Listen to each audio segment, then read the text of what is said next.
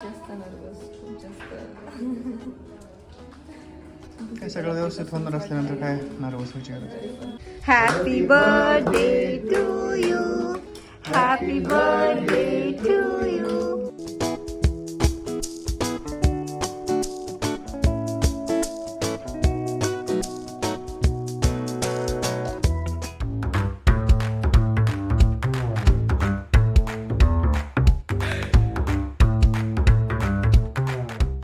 हाय, hello, नमस्कार. कसे सगळे? मजेत ना? मजेत तसं असायला हवं. मी भक्ती तुमच्या सगळ्यांचं खूप मनापासून स्वागत करते आपल्या चॅनलमध्ये. आणि आज बाकी मी तुम्हाला जाता जाता बोलते कुठे निघालेत काय. त्या अगोदर आज आमच्या पिकूचा आहे बर्थडे. म्हणजे खरं तर 1 जानेवारीला त्याचा बर्थडे असतो. त्याची जन्मतारीख ती आहे, आम्ही आणलेला बर्थडे वेगळा. पण 1 जानेवारीला त्याची डेट ऑफ बर्थ आहे. पण आम्ही चाललोय आता हॉस्पिटलला, त्याच्यामुळे मग आम्ही 31ला त्याचा बर्थडे सेलिब्रेट करणार आहोत. हो ना पिकू? किती वर्षाचा झाला तू? 1 वर्षाचा. हा, 1 वर्षाचा झाला तू पिकू.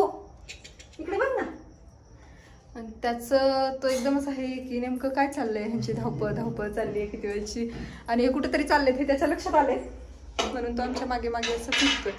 सो चला अगोदर आपण केक कट करूयात, छोटंसं सेलिब्रेशन करू आणि त्यानंतर मग बोलते.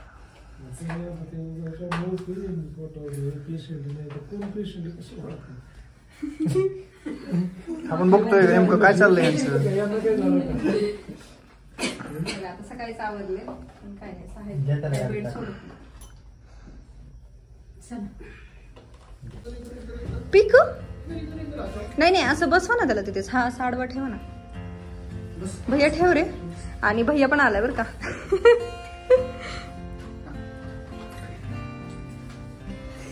बाळ यायच्या अगोदर बाळाचे मामा, बाळाची मावशी सगळे आलेत.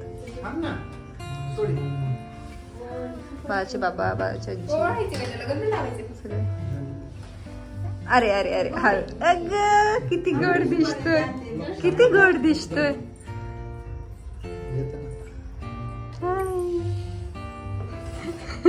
सगळं लक्ष केक कडे. नानू एकदम किंचित लावा. अगं तसं नको बरं.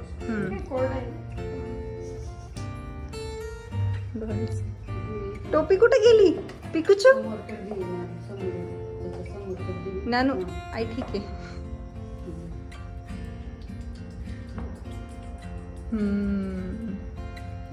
Happy birthday to you, happy birthday to you, happy birthday dear Piku, happy birthday to you.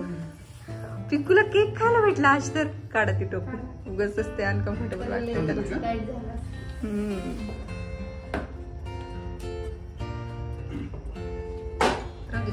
नाही आवडलं त्याला? नाही आवडला.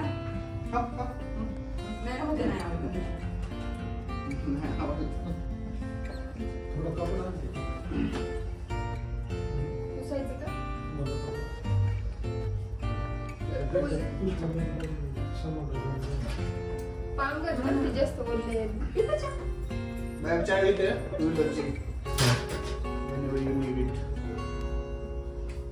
चलो जाऊ का आम्ही? पिकूचा बर्थडे सेलिब्रेट करून ना मग इथे बॅग्स वगैरे तर ऑलरेडी पॅक झालेल्या होत्या. म्हटलं चला आता आपण हॉस्पिटलला निघूयात, कारण आम्हाला तिथे ना 11:30पर्यंत पोहोचायला सांगितलं होतं. म्हटलं लवकर जाऊ थोडंसं, म्हणजे ॲडमिशनची वगैरे काही प्रोसेस असेल ते कंप्लीट करू. आणि भीती खूप जास्त वाटत होती, त्यामुळे इथे देवबाप्पाचं दर्शन घेतलं आणि मग निघण्याच्या तयारीत होतो. म्हटलं सगळं छान होऊ दे आणि सगळं व्यवस्थित होऊ दे. कोणाला माहीत नसेल तर ह्या माझ्या सासूबाई आहेत, त्यांचंसुद्धा दर्शन घेतलं आणि मग हॉस्पिटलला जायला निघालो. येस, वाजले 10:30 वाजले आता. हॉस्पिटलला जाण्याची तयारी सगळी झालेली होती, पण पिकूला सोडून जाण्याची काही इच्छा नव्हती, कारण पिकू ना इतका कनेक्ट झालेला आहे आमच्यासोबत. आणि असं झालं की आम्ही थोडं जरी इकडे तिकडे गेलो तर तो तुम्हाला माहिती आहे दिवसभरात कशी घराची कंडिशन करून ठेवतो, किंवा मग काही खात नाही पित नाही. आणि आता मी 4-5 दिवस हॉस्पिटलमध्ये जाणार, त्यामुळे मग तो कसा रिॲक्ट करेल, घरच्यांसोबत कसं वागेल, तो खाईल की नाही, हे सगळं डोक्यामध्ये होतं. त्याचबरोबर भीती खूप जास्त वाटत होती, कारण सगळ्यांकडून आपण ऐकलेलं असतं की खूप जास्त त्रास होतो वगैरे, पण तरीसुद्धा मी फेसवरती एकदम छान अशी स्माईल ठेवून हॉस्पिटलला निघाली. कारण मग बाकीसुद्धा मी जर टेन्शनमध्ये आले असते तर बाकीसुद्धा टेन्शनमध्ये चालले असते. त्याच्यामुळे मग सगळे आम्ही तयारीत निघालो. इथे आई आलेली होती, ते तर तुम्हाला माहितीच आहे. पप्पा आले होते, त्यानंतर मग भैया आणि ज्ञानूसुद्धा आले. कारण अशा वेळेला काय होतं, जास्तीची माणसं सोबत जर असली तर हॉस्पिटलमध्ये हेल्प होते. इन केस काही गोष्टी लागल्या, कोणी घरी लागतं, कोणी हॉस्पिटलमध्ये लागतं, त्यामुळे जास्तीची माणसं असली तर बरं पडतं. सो अशा सगळ्या तयारीमध्ये बॅग्स वगैरे घेऊन आम्ही निघालो आहे हॉस्पिटलला. आता काय जे होईल ते म्हटलं चला आता देवाच्या भरोशावर आपण सोडूयात आणि निघूयात. गणपती बाप्पा.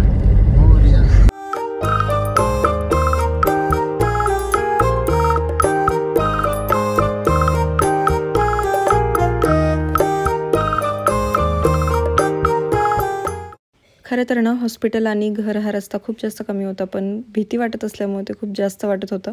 आणि कुठला एक्सपिरियन्स करताना ना आपण पहिल्यांदा खूप जास्त घाबरलेलो असतो. म्हणजे जेव्हा आपण फर्स्ट टाईम एखाद्या गोष्टीचा एक्सपिरियन्स घेतो.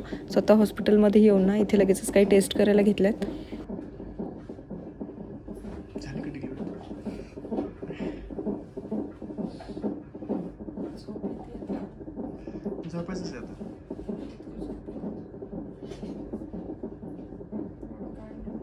आता आलेत हॉस्पिटलमध्ये. रात्रीचे 1:15 वाजलेत आणि मी 1:15 वाजता व्हिडिओ शूट करते. खरं तर येताना पण मी एकदम हसत आले, कारण मला काही त्रास होतच नव्हता. पण ते पाणी कमी होतं, त्याच्यामुळे मग तुम्हाला सांगितलंच होतं सगळ्यांना. त्यामुळे डॉक्टरांनी आम्हाला हॉस्पिटलमध्ये ॲडमिट व्हायला सांगितलं आणि नंतर म्हटले आता डिलिव्हरी करावी लागेल. सो आलो आहेत आम्ही. येताना बोलू म्हटलं, पण काही झालं नाही शक्य. आणि आता आल्यानंतर हे सगळे प्रोसिजर केली आहे. आणि हे ना कपड्यावरून मला जास्त भीती वाटायला लागली. असं झालं की मी एकदम आजारी आहे की काय. आईला काय वाटते? आई भीती वाटायला लागली. पहिले मी एकदम रिलॅक्स होते की आपल्याला काही त्रास नाही वगैरे, असं जाऊ बघू गेल्यानंतर जे होईल ते होईल. पण इथं जेव्हा आले आणि ते त्यांनी जेव्हा एक गाऊन वगैरे घालायला सांगितलं ना, त्याच्यानंतर मला जास्त भीती वाटायला लागली. स्वतः काही टेस्ट वगैरे केल्या आणि मग सकाळी अजून काही टेस्ट करायच्यात. त्यानंतर मग कळेल काय होते काय नाही. बाकी मी जसं होईल तसं तुमच्यासोबत शेअर करतेच. सो माहीत नाही मी सकाळी कशा कंडिशनमध्ये असेल. म्हटलं चला आता मी तुमच्याशी बोलून घेते सगळ्यांशी. आणि तुम्ही व्हिडिओ पण खूप जास्त उशिरा बघणार आहेत हा, जसं की कालचा पण व्हिडिओचं झालं. कारण काय झालं, कालच्या पण व्हिडिओचं झालं, त्यामुळे हा पण व्हिडिओ एकदम उशिरा बघणार. पण तुमच्या ब्लेसिंग्स आमच्यासोबत राहू द्या, हो ना? तुमच्या ब्लेसिंग्सची आम्हाला खूप गरज आहे. म्हणजे मला तरी, कारण मला आता थोडी भीती वाटायला लागली आहे. तुम्हाला म्हटलं नाही, गाऊननी मला एकदम असं भीती वाटल्यासारखं झालं होतं. पण जेव्हा डॉक्टर भेटून गेले ना, त्यानंतर आता थोडंसं रिलॅक्स. हां, माझ्यासारखे 3 बसतील बोलता याच्यामध्ये. सो चला आता आम्ही आराम करू, कारण 5 वाजता उठून परत टेस्ट करायच्यात. आणि आता हे काय नाही, मग चलो टीव्ही नाही बघत बसायची. यांचं बघा काय चाललंय, काय माझी काही कंडिशन आहे, यांचं काय चाललंय. एक जण बोलते सिरियल लाव, थांब दाखवते.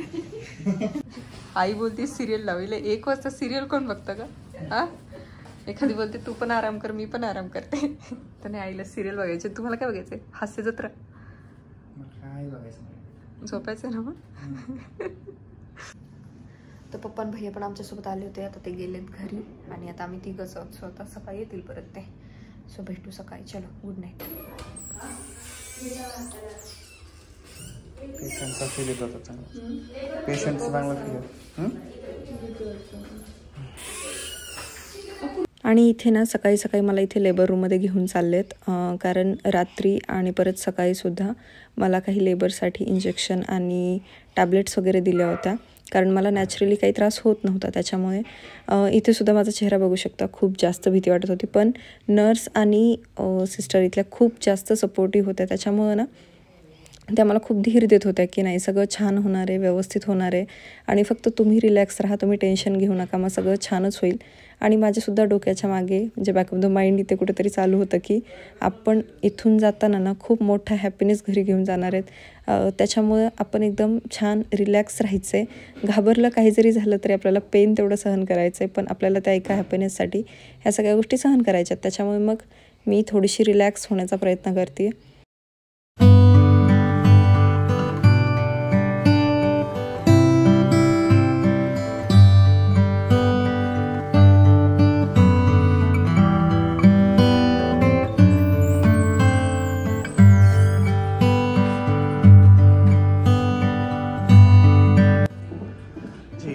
नॅसिंग डिलिव्हरी मला नाही वाटत माझ्या असेल. मस्त मोबाईल बघणं चालू आहे. माझ्याकडे डिलिव्हरी झाल्यावर मोबाईल बघतात. तू आधीच बघून घे.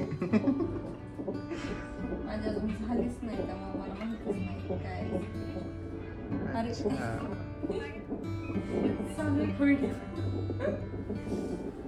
दिवसभर ट्राय केल्याच्या नंतर ना इथे मला थोडे त्रास चालू झाला होता.